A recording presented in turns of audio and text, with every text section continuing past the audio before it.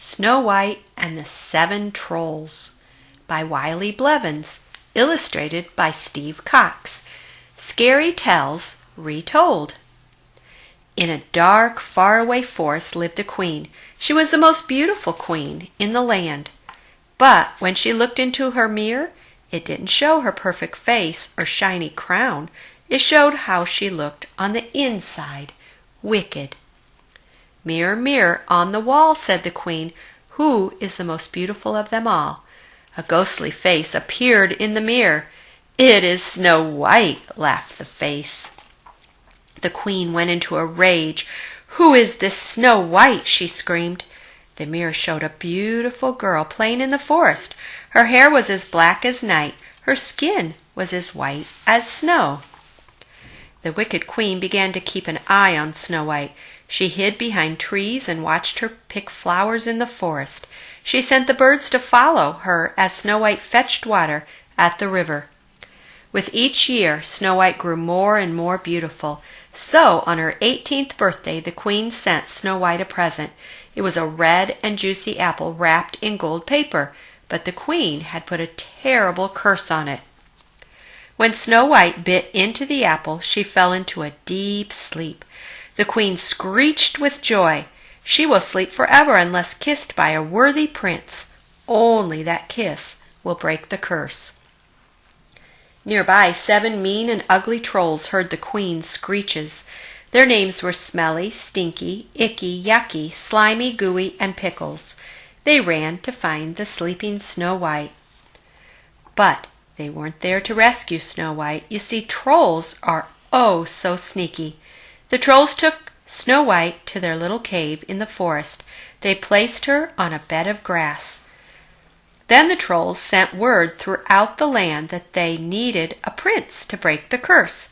If the prince brought Snow White the perfect gift, she would become his queen, the most beautiful queen in all the land. Break the curse. But Smelly, Stinky, Icky, Yucky, Slimy, and Gooey had no plan to tell a prince how to break the curse. Their plan was to take the riches each prince would bring and keep it all for themselves. You see, trolls are also very greedy. But Pickles was not like the other trolls. He was smaller and made to do all the work, especially the cooking. He cooked all day and night. And when he wasn't cooking, he was cleaning and shining his pots and pans. Pickles felt sad for Snow White. Each night Pickles would place a single red rose in Snow White's hand. He would look at the moon and wish that one day a worthy prince would arrive. One by one, prince after prince came to see Snow White.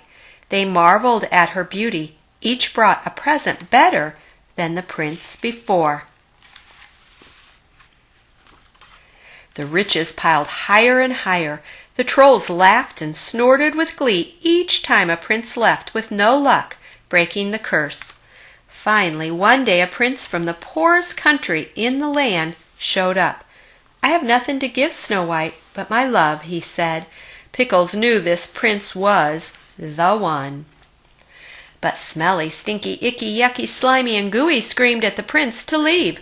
"Without gold or silver, all other riches, you will not be able to break the curse." The poor prince hung his head as he shuffled back to his horse to return home. Pickles snuck up behind him and whispered, "Please, dear sir, give Snow White a kiss goodbye." The prince leaned down and gave Snow White a soft kiss. "Oh dear," she sighed as she woke up and saw his old worn clothes. "I so hope I would get kissed by a rich prince, but I will be your queen if I can take Pickles with us."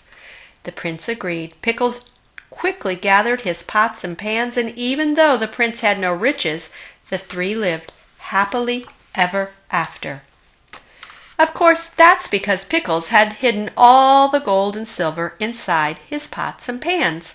Smelly, Stinky, Icky, Yucky, Slimy, and Gooey were left with nothing and no one to cook their meals.